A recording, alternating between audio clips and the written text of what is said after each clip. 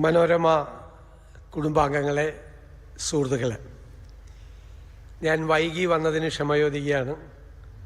വിചാരിച്ച സമയത്ത് എത്തിച്ചേരാൻ കഴിഞ്ഞില്ല.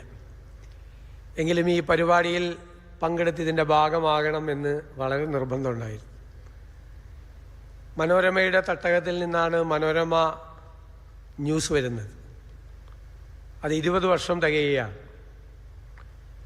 നമുക്കറിയാം, ഇന്ന് നമ്മുടെ നാടിനെക്കുറിച്ചുള്ള ചർച്ചകൾ നടക്കുന്നൊരു കാലഘട്ടത്തിലാണ് ഇതുപോലൊരു കോൺക്ലേവ് സംഘടിപ്പിച്ചിരിക്കുന്നത്. കേരളം എങ്ങോട്ട് പോകണം എന്ന് എല്ലാ വിഭാഗം ജനങ്ങളും ചിന്തിക്കേണ്ട ഒരു സമയമാണ്. നമുക്ക് വളരെ അഭിമാനകരമായ നേട്ടങ്ങൾ ഉണ്ടാക്കിയ ഒരു സംസ്ഥാനമാണ് കേരളം. സാക്ഷരതയുടെ കാര്യത്തിൽ, അതുപോലെ ആരോഗ്യരംഗത്ത്, വിദ്യാഭ്യാസ രംഗത്തെല്ലാം ഒരുപാട് നേട്ടങ്ങളുണ്ടാക്കി.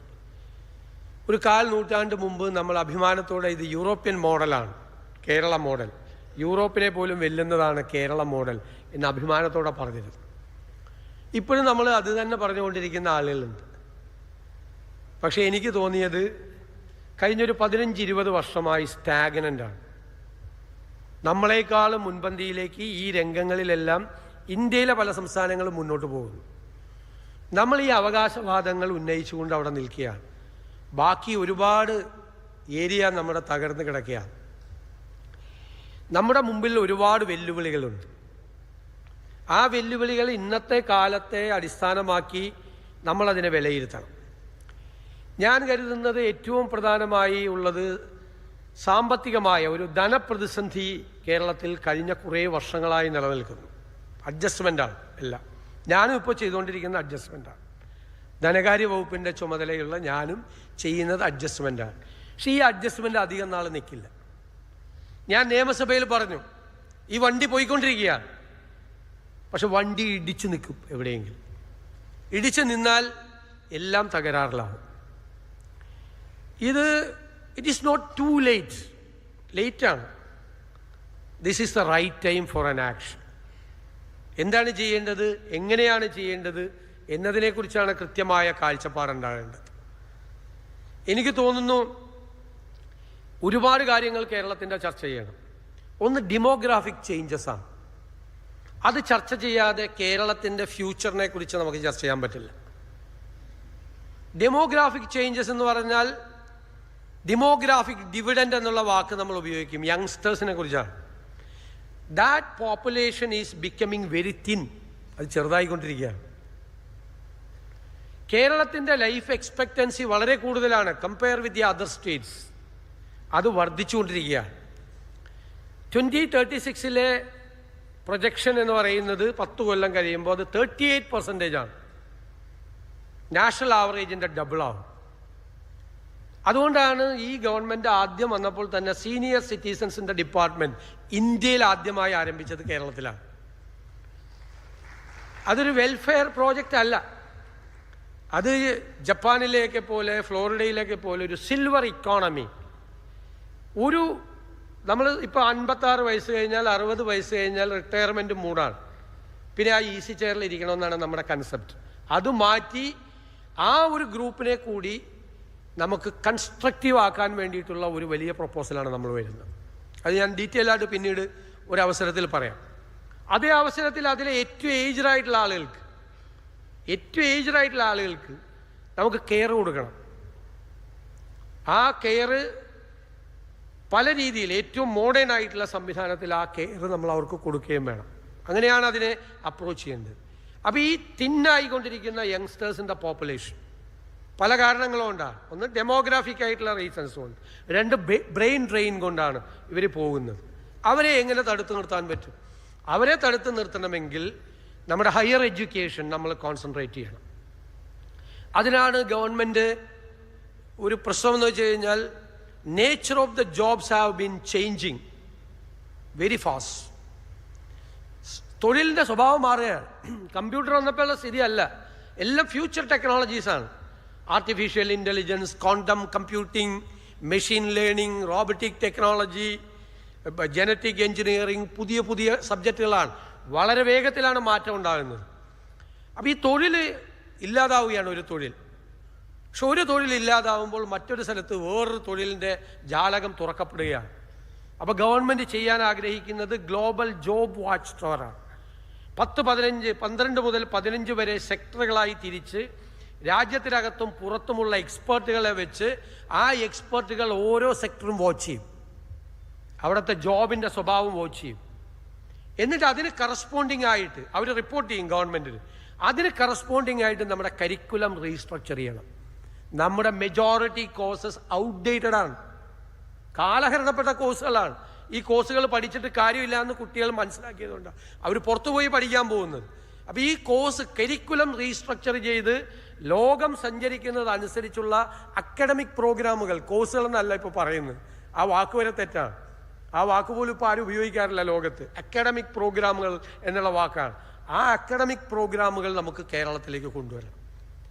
എന്നിട്ട് ഇൻഡസ്ട്രിയുമായിട്ട് നമ്മൾ കണക്ട് ചെയ്യണം. അവർ പുറത്തു വന്നാൽ ഇൻഡസ്ട്രി അവരെ അബ്സോർവ് ചെയ്യണം. ആ രീതിയിലേക്ക് പോകണം.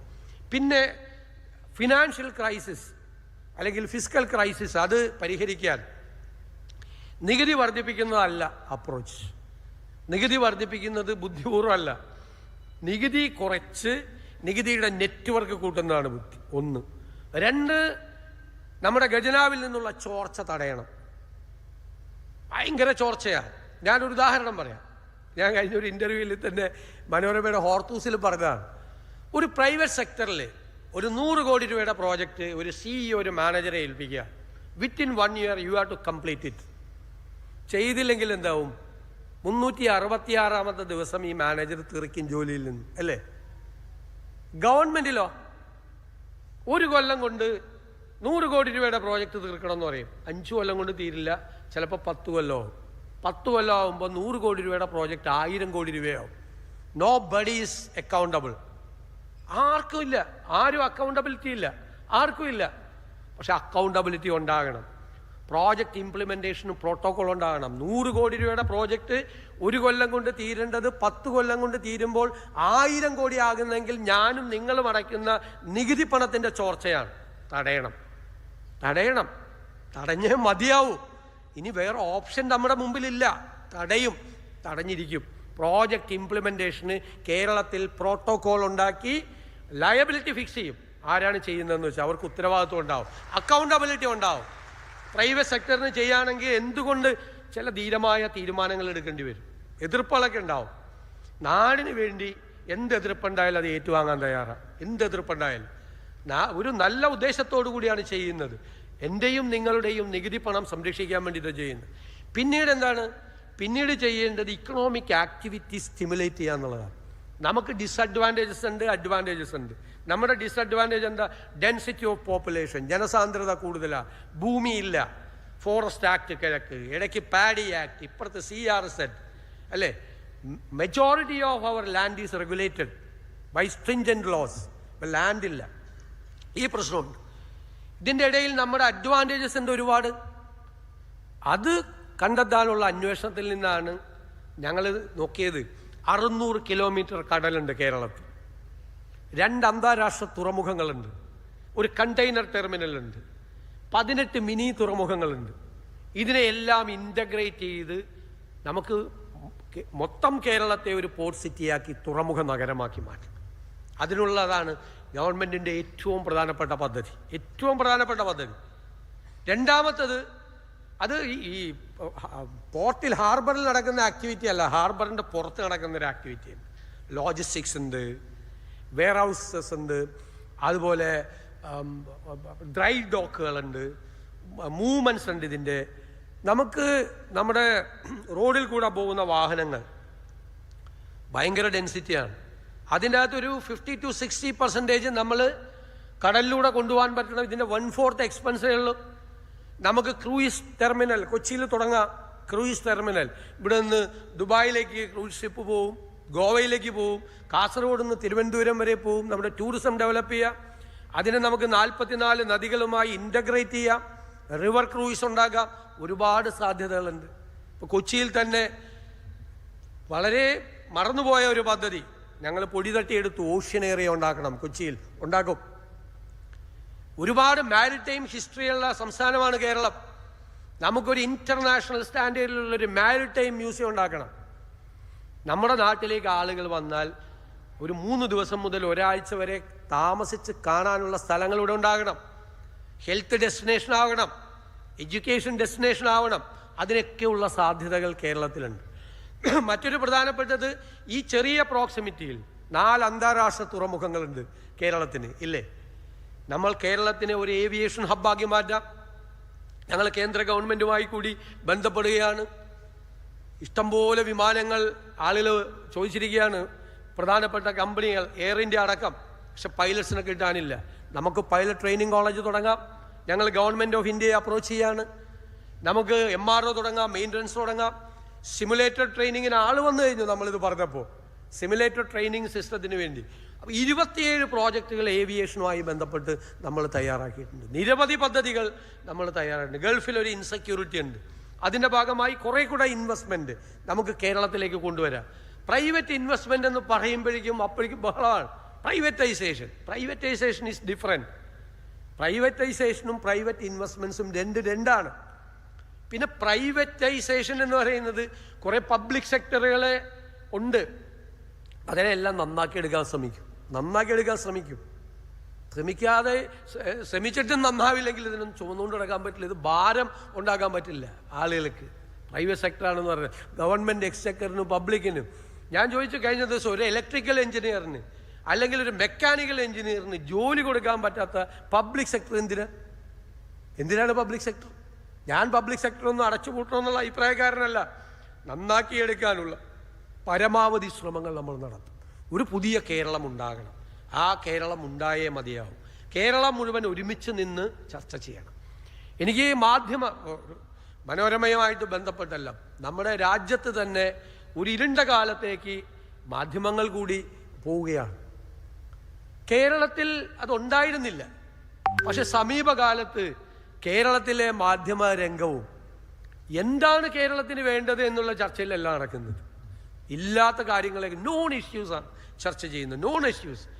ചിലർ പുതിയൊരു സംസ്കാരം കൊണ്ടുവരികയാണ് കേരളത്തിൽ, ഒരു പുതിയ സംസ്കാരം. അത് മുഴുവൻ മാധ്യമങ്ങളുടെ മേലെയും അടിച്ചേൽപ്പിക്കുകയാണ്. റേറ്റിങ്ങിൻ്റെ പേരിൽ എന്തും ചെയ്യാമെന്നുള്ള രീതിയിലേക്ക് ചില മാധ്യമങ്ങൾ പോകുമ്പോൾ അതിൻ്റെ പുറകെ പോകാതെ പിടിച്ചു നിൽക്കാൻ മുഖ്യധാരാ മാധ്യമങ്ങൾ പാടുപെടുകയാണ്, സ്ട്രഗിൾ ചെയ്യാണ്. അത് കേരളത്തെ എങ്ങോട്ട് കൊണ്ടുപോകും? എന്തെല്ലാം വിഷയങ്ങളാണ് ചർച്ചയാവുന്നത്. രാവിലെ ആവുമ്പോൾ ചർച്ചയാവുന്ന ചില വിഷയങ്ങൾ കണ്ടാൽ ചിലപ്പോൾ നമ്മൾ ചിരിച്ചു പോകും. പണ്ട് പ്രിന്റ് മീഡിയ ഉണ്ടായിരുന്നൊരു കാലത്ത് എന്തൊരു ക്രെഡിബിലിറ്റി ആയിരുന്നു. ഒരു തെറ്റ് വന്നാൽ പിറ്റേ ദിവസം ഖേദിക്കുന്നു എന്ന് പറഞ്ഞ് പത്രാധിപരുടെ ഒരു കുറിപ്പുണ്ടാവുമായിരുന്നു. ഇപ്പൊ ഖേദിക്കാൻ പോയി കഴിഞ്ഞാൽ രാവിലെ തൊട്ട് വൈകുന്നേരം വരെ ഖേദിക്കേണ്ടി വരും. ഖേദിക്കേണ്ട വാർത്തകളാണ് വന്നുകൊണ്ടിരിക്കുന്നത്. തെറ്റാണെന്ന് കണ്ടു കഴിഞ്ഞാലും മാറ്റുന്നില്ല വാർത്ത, അവിടെ തന്നെ വാർത്ത കിടക്കുകയാണ്. അതെല്ലാം നിങ്ങൾ എല്ലാവരും തെറ്റിദ്ധരിക്കും. അതായത് ഇപ്പോൾ മുഖ്യമന്ത്രിക്കെതിരായി വിമർശനം ഉണ്ടാകുന്നതാണോ, ഗവൺമെൻറ്റിനെതിരായിട്ട് വിമർശനം ഉണ്ടാകുന്നതാണോ, രാഷ്ട്രീയ നേതാക്കൾക്കെതിരായി വിമർശനം ഉണ്ടാകും, അതൊന്നും അല്ല വിഷയം. അതല്ല ഞാൻ പറയുന്നത്. അതൊക്കെ എല്ലാ കാലത്തും എല്ലാ രാഷ്ട്രീയ നേതാക്കളും പ്രധാനപ്പെട്ട സ്ഥാനങ്ങളിൽ ഇരിക്കുന്നവരെല്ലാം മാധ്യമങ്ങൾ അവരെ ആക്രമിച്ചിട്ടുണ്ട്. ചിലപ്പോൾ അവരുടെ ഭാഗത്തുള്ള തെറ്റുകൾ ഉണ്ടായിട്ടുണ്ട്. ഇല്ലാത്ത കാര്യങ്ങൾക്ക് ചിലപ്പോൾ അതൊക്കെ ഉണ്ടാവും. ഈ പ്രത്യേകിച്ച് മുഖ്യമന്ത്രി സ്ഥാനത്തിരിക്കുന്നവർ, ഗവൺമെൻറ്റിലിരിക്കുന്നവർക്കെതിരായിട്ടുള്ള വാർത്തകളുണ്ടാവും. That is quite natural. അതല്ല എൻ്റെ പ്രശ്നം, അതല്ല വിഷയം. ഞാൻ നോൺ ഇഷ്യൂസാണ് ചർച്ച ചെയ്യുന്നത്. നമുക്ക് ജനാധിപത്യത്തിൻ്റെ സൗന്ദര്യം എന്ന് പറയുന്നത് ഡിസ്കോസാണ്, ഡിബേറ്റാണ്. But there should be an outcome, അല്ലേ? ഒരു പരിണത ഫലമുണ്ടാകണം, ഒരു റിസൾട്ട് ഉണ്ടാകണം. Somebody should be beneficial. ആരെങ്കിലും അതിൻ്റെ ബെനഫിഷ്യറീസ് ഉണ്ടാകണം. ഇതാർക്കും പ്രയോജനമില്ലാത്ത നോൺ ഇഷ്യൂസ് ചർച്ച ചെയ്ത് കേരളത്തിൻ്റെ സമയം മെനക്കെടുത്തരുത്. സോഷ്യൽ മീഡിയ നിലവാരത്തിലേക്ക് പോകരുത്. സോഷ്യൽ മീഡിയയിൽ എല്ലാം തെറ്റാണെന്നല്ല ഞാൻ പറയുന്നത്. ചില സോഷ്യൽ മീഡിയയിൽ ആരെയും ആക്രമിക്കുക, എന്തും ചെയ്യാം, ആരെയും വെള്ളപൂശിയെടുക്കാം, മര്യാദയ്ക്ക് നടക്കുന്ന ആരെയും വഷളാക്കിയെടുക്കാം, അല്ലേ? ആ ഒരു കാലത്തല്ല. കാരണം നമ്മുടെ സംസ്ഥാനം വലിയൊരു ടേണിംഗ് പോയിന്റിലാണ്. നമുക്ക് മുന്നോട്ട് കുതിച്ചേ മതിയാവും. വരാനിരിക്കുന്ന തലമുറകളോട് നമുക്കൊരു കമ്മിറ്റ്മെൻ്റ് ഉണ്ട്. അവരെ നമുക്ക് ചേർത്ത് നിർത്തണം, അവരെ നമുക്ക് പിടിച്ചു നിർത്തണം, നമ്മുടെ നാട്ടിൽ നമുക്ക് നിർത്തണം. എല്ലാവരും പോയി കഴിഞ്ഞിട്ടുള്ള ഒരു സ്ഥലമായി കേരളം മാറരുത്. അപകടകരമായ രീതിയിലേക്ക് കേരളം പോകരുത്. This is the right time എന്നാണ് ഞങ്ങൾ വിശ്വസിക്കുന്നത്. ഞാൻ ഡെമോഗ്രാഫിക് ചേഞ്ചസിനെ കുറിച്ചൊക്കെ പറഞ്ഞത് ലോകത്ത് ഉണ്ടായിരിക്കൊണ്ടിരിക്കുന്ന മാറ്റങ്ങളെ നോക്കിയിട്ടാണ്. ഇപ്പോൾ തമാശയായിട്ട് കഴിഞ്ഞ ദിവസം പറഞ്ഞു, ഇപ്പോൾ കിൻഡർ ഗാർട്ടനിൽ പഠിക്കുന്ന ഒരു കുട്ടി ഹീ മേ ക്രോസ് 100. 100 വയസ്സ് കഴിഞ്ഞു പോകും. ഇപ്പം 100 വയസ്സ് ആരും കഴിയുന്നില്ലല്ലോ. 100 വയസ്സ് ആവറേജ് ഒരു ഏജിൻ്റെ ഇതിലേക്ക് പോകും. 70, 75 എന്നൊക്കെ ഉള്ളത് ഇപ്പോൾ ഉള്ളത്, അത് 80ലേക്കും 85ലേക്കും 90ലേക്കും പോകും. ഇപ്പോൾ കിൻഡർ ഗാർട്ടനിൽ പഠിക്കുന്നൊരു കുട്ടികൾ അവർ 100 ക്രോസ് ചെയ്യും. ആ സ്ഥിതിയിലേക്കാണ് ലൈഫ് എക്സ്പെക്റ്റൻസി വരുന്നത് ലോകത്തെ പല രാജ്യങ്ങളിലും. ഇന്ത്യയിലെ മറ്റ് സംസ്ഥാനങ്ങളുമായിട്ട് കമ്പയർ ചെയ്യുമ്പോൾ കേരളത്തിലാണ് അത് കൂടുതൽ. ഇത്തരം സോഷ്യോ ഇക്കണോമിക് ചേഞ്ചസ് നമ്മുടെ ചുറ്റും നടക്കുന്നത്, അല്ലെങ്കിൽ വൈജ്ഞാനിക വിപ്ലവം നടക്കുന്നത്, ഇതെല്ലാം നമ്മൾ തിരിച്ചറിയാതെ നമ്മൾ പണ്ട് ആനപ്പുറത്ത് കയറിയതിൻ്റെ തഴമ്പുണ്ടെന്ന് പറഞ്ഞ് തന്നെ അവകാശപ്പെട്ടുകൊണ്ടാണ് ഇപ്പോഴും ഇരിക്കുന്നത്. പഴയ തഴമ്പ് പറഞ്ഞ് പുതിയ കാര്യങ്ങളെക്കുറിച്ച് ചർച്ച ചെയ്യുകയോ ഇപ്പോൾ ആർട്ടിഫിഷ്യൽ ഇൻ്റലിജൻസിൻ്റെ സെൻറ്റേഴ്സ് ഉണ്ടാവുകയാണ്. പരമാവധി ഗവൺമെൻറ് അത് ചെയ്യുകയാണ്. ഞങ്ങൾ തന്നെ ഡേറ്റ ഡ്രിവൻ ഗവേണൻസിലേക്ക് പോവുകയാണ്. മുഖ്യമന്ത്രിയുടെ ഓഫീസ് തൊട്ട് ഡേറ്റ ഡ്രിവൻ ഗവേണൻസിലേക്ക് പോവുകയാണ്. എല്ലാ ഇൻഫർമേഷൻസും ഫിംഗർ ടിപ്പിൽ കിട്ടുന്ന ഒരു കാലമാണ്. അപ്പോൾ ഇൻ്റഗ്രേഷൻ വേണം, ഇൻ്റർ ഡിപ്പാർട്ട്മെൻ്ററി ഇൻ്റഗ്രേഷൻ വേണം, ഗവേണൻസിന് വേണം, ഡേറ്റ വേണം, പെട്ടെന്ന് തീരുമാനങ്ങൾ എടുക്കണം. ഇപ്പോഴും നമ്മൾ സിംഗിൾ വിൻഡോ എന്ന് വെറുതെ പറയുക. ഒരു സിംഗിൾ വിൻഡോയും ഇല്ല. ഒരാൾക്ക് ബിസിനസ് തുടങ്ങണമെങ്കിൽ 22 അപ്രൂവൽ വേണം. എവിടെ സിംഗിൾ വിൻഡോ? പക്ഷേ ഇനി ഉണ്ടാവും. ഞങ്ങളെല്ലാ 22 നിയമങ്ങൾ അമെൻഡ് ചെയ്തൊരു സിംഗിൾ ലെജിസ്ലേഷൻ വരികയാണ് കേരളത്തിൽ. 1 അപ്രൂവൽ ഉണ്ടാവും. ഒക്ടോബർ കഴിയുമ്പോൾ ഉണ്ടാവും. നിങ്ങൾ നോക്കിക്കോ. അപ്രൂവൽ കൊടുക്കേണ്ട കൺസേൺ ഡിപ്പാർട്ട്മെൻറ്റ്സിൻ്റെ റെപ്രസെൻറ്റേറ്റീവ്സ് അവിടെ ഉണ്ടാവും. പക്ഷേ 1 ബോഡി വിൽ ഗീവ് 1 അപ്രൂവൽ ഉണ്ടാവും. ഏത് ഇൻവെസ്റ്റർ വന്നു കഴിഞ്ഞാലും ആ ഇൻവെസ്റ്റർക്ക് ഗവൺമെൻറ് ഒരു ഗോ ഹെഡ് കൊടുത്തു കഴിഞ്ഞാൽ, നിങ്ങൾ പോയിക്കോളൂ എന്ന് പറഞ്ഞു കഴിഞ്ഞാൽ അയാൾക്ക് എന്താണ് സംഭവിക്കുന്നത് എന്ന് അറിയാനുള്ള സംവിധാനം തിരുവനന്തപുരത്ത് മുഖ്യമന്ത്രിയുടെ ഓഫീസിലുണ്ടാവും. ഒരു പഞ്ചായത്തിലെ ക്ലർക്ക് വിചാരിച്ച 1000 കോടി രൂപയായിട്ട് ഇൻവെസ്റ്റ് ചെയ്താൽ മുന്നവന് വഴിയിൽ വേണമെങ്കിൽ 8 മാസം നിർത്താം, അല്ലെങ്കിൽ 10 മാസം വഴിയിൽ നിർത്താം. അതൊന്നും നടക്കില്ല. അതിന് സിസ്റ്റമാറ്റിക്കായി ഇന്നത്തെ പുതിയ കാലത്തിൻ്റെ പ്രത്യേകതകൾ മുഴുവൻ ഉപയോഗിച്ചുകൊണ്ടുള്ളൊരു ഡേറ്റ ഡ്രിവൻ ഗവേണൻസ് കൂടി കേരളത്തിലുണ്ടാവും. ഒരു സംശയവും വേണ്ട. അതിനൊക്കെയുള്ള തീരുമാനങ്ങൾ, അതിനൊക്കെയുള്ള ഹോംവർക്കാണ് ഇപ്പോൾ നടന്നുകൊണ്ടിരിക്കുന്നത്. ഞങ്ങൾ ആഗ്രഹിക്കുന്നത് 6 മാസം കഴിയുമ്പോൾ, ഈ ഗവൺമെൻറ് അധികാരത്തിൽ വന്ന് 6 മാസം കഴിയുമ്പോൾ ഡെലിവറി ഉണ്ടാകണം എന്നുള്ളതാണ്. നമ്മൾ ചെയ്ത കാര്യങ്ങൾക്ക് ഓരോന്നോരോന്നായി ഡെലിവറി ഉണ്ടാകണം. പ്രഖ്യാപിക്കുന്ന കാര്യങ്ങൾ കൃത്യമായി നടപ്പാക്കണം. ആ ക്രെഡിബിലിറ്റിയാണ് ഏറ്റവും പ്രധാനപ്പെട്ട കാര്യം. ആ ക്രെഡിബിലിറ്റി ജനങ്ങളോട് പറഞ്ഞ വാക്ക് കാത്തു സൂക്ഷിക്കാൻ കഴിയുമെന്നുള്ളതാണ്. ഫ്യൂച്ചറിനെ കുറിച്ച് സംസാരിക്കണം, മാറ്റങ്ങളെക്കുറിച്ച് സംസാരിക്കണം. എത്രമാത്രം ഐഡിയാസുമായിട്ടാണ് ചെറുപ്പക്കാർ വരുന്നത്. ഞാൻ അത്ഭുതത്തോടു കൂടി നോക്കിക്കാണുകയാണ്. പുതിയ പുതിയ ആശയങ്ങളുമായി വരികയാണ്. അവരുടെ ആശയങ്ങളെ പ്രോജക്റ്റുകളായി ട്രാൻസ്ലേറ്റ് ചെയ്യാനുള്ള സംവിധാനം കൂടി നമ്മുടെ കേരളത്തിലുണ്ടാകും. എന്തൊരു ടാലൻറ്റ് പൂളാണ് കേരളത്തിലുള്ളത്. ലോകത്തിൻ്റെ മുന്നിൽ ഷോക്കേസ് ചെയ്യാൻ പറ്റാവുന്ന ടാലൻറ്റ് പൂൾ ഏത് സംസ്ഥാനത്തിനുണ്ട് ഇന്ത്യയിൽ? ഈ കേരളത്തിലുള്ളതുപോലെ ഏത് ഗ്രാമത്തിൽ പോയാലും നിങ്ങൾക്ക് ഒരു എഞ്ചിനീയറിംഗ് ഗ്രാജുവേറ്റിനെ, ഏത് ബ്രാഞ്ചുള്ള എഞ്ചിനീയറിംഗ് ഗ്രാജുവേറ്റിനെ നിങ്ങൾക്ക് കിട്ടും. കമ്പ്യൂട്ടർ എഞ്ചിനീയറെ കിട്ടും, നിങ്ങൾക്ക് മെക്കാനിക്കൽ എഞ്ചിനീയറെ കിട്ടും, ഇല്ലേ? നിങ്ങൾക്ക് ഇലക്ട്രിക്കൽ എഞ്ചിനീയറെ കിട്ടും, നിങ്ങൾക്ക് MBA കിട്ടും. ഏത് ഗ്രാമത്തിൽ പോയാലും ഒരു MCA നിങ്ങൾക്ക് കിട്ടും. ഏത് കോഴ്സ് പഠിച്ച ആരെ വേണം, കേരളത്തിലെ ഏത് ഗ്രാമത്തിൽ പോയാലും നിങ്ങൾക്ക് ലഭ്യമാകും. ഇത്രയും വലിയൊരു ടാലൻറ്റ് പൂൾ, അത് നമുക്ക് ലോകത്തിൻ്റെ മുന്നിൽ നമുക്ക് അവതരിപ്പിക്കണം. നമുക്ക് സ്ഥാപനങ്ങളെ ഇങ്ങോട്ട് കൊണ്ടുവരണം. ഇൻവെസ്റ്റ്മെൻറ്റ് കേരളത്തിൽ ഉണ്ടാകണം. നമുക്ക് നല്ല മെസ്സേജ്, ഇത് നമ്മുടെ കേരളമാണ്, ഈ കേരളത്തിന് മാറ്റം ഉണ്ടാകണം എന്നുള്ളൊരു പൊതുബോധം എല്ലാ സെക്ടറിലുമുള്ള, എല്ലാ ഏജ് ഗ്രൂപ്പിലുമുള്ള ആളുകളുടെ മനസ്സിലുണ്ടാകണം. അതേ അവസരത്തിൽ തന്നെ വിഷയങ്ങൾ വഴിമാറി പോകാതിരിക്കാൻ, ജാതിയുടെ പേരിൽ, മതത്തിൻ്റെ പേരിൽ, നിസാരമായ കാര്യങ്ങളുടെ പേരിൽ ജനങ്ങളുടെ ഇടയിൽ ഭിന്നിപ്പുണ്ടാക്കാൻ ശ്രമിക്കുന്ന ശക്തികളെ നമ്മൾ തിരിച്ചറിയണം. ഞാൻ വളരെ അഭിമാനത്തോടുകൂടെ പറയുന്നു, തെരഞ്ഞെടുപ്പ് കാലത്ത് ഒരു തരത്തിലും വർഗീയതയുമായി കോംപ്രമൈസ് ചെയ്യില്ല എന്നുള്ള അഡമൻ്റായിട്ടുള്ള നിലപാടാണ് നമ്മളെടുത്തത്. അഡമൻ്റായിട്ടുള്ള നിലപാട്. എന്തുകൊണ്ടാണ്? കേരളം സെക്കുലറാണ് എന്നുള്ള ബോധ്യമുള്ളത് കൊണ്ടാണ്. കുറേ രാഷ്ട്രീയ നേതാക്കളും കുറേ സമുദായ നേതാക്കന്മാരും കേരളത്തിലെ കമ്മ്യൂണലാക്കാൻ നോക്കുകയാണെന്നുള്ള അഭിപ്രായക്കാരനാണ് ഞാൻ. അതിന് കീഴടങ്ങരുത്. കേരളം, നമ്മുടെ കേരളം സെക്കുലറാണ് എന്ന് ലോകത്തോട് മുഴുവൻ ഉറക്കെ പറയാൻ നമുക്ക് കഴിയണം. നമ്മൾ തോളോട് തോൾ ഒരുമിച്ച് നിൽക്കണം. ഒരു ശക്തിക്കും നമ്മളെ ഭിന്നിപ്പിക്കാൻ കഴിയില്ല എന്ന് ബോധ്യപ്പെടുത്തണം. അതിനു കൂടി നമ്മുടെ കേരളത്തിന് കഴിയും. ഞാൻ ദീർഘിപ്പിക്കുന്നില്ല. ഈ വൈകി വന്നിട്ട് അധിക പ്രസംഗം നടത്തുന്നതും ശരിയല്ല, നീണ്ടുപോയി എന്ന് എനിക്കറിയാം. എങ്കിലും മനോരമ കോൺക്ലേവിന് എല്ലാവിധ ആശംസകളും അർപ്പിച്ചുകൊണ്ട് ഞാൻ എൻ്റെ വാക്കുകൾ ചുരുക്കുന്നു.